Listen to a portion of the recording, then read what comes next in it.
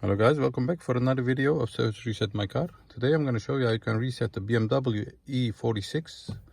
It's a 2002 model.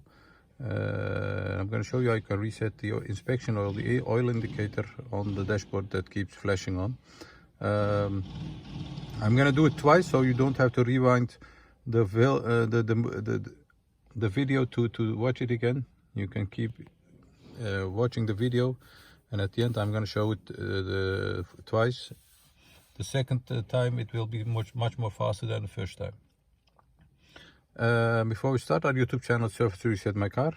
To improve our videos we need your comments and ideas, so use the comment area and I'll get back to you as soon as possible. Okay, let's start with this one. The ignition is turned off. Turn the ignition off.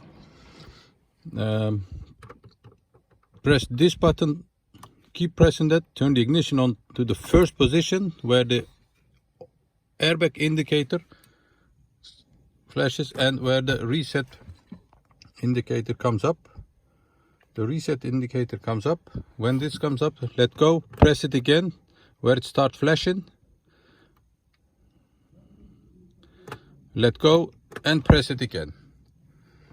So once again, turn the ignition off, press this button, turn the ignition to the first position, keep pressing that till reset comes up, let go, press it again till it starts flashing, let go and press it again.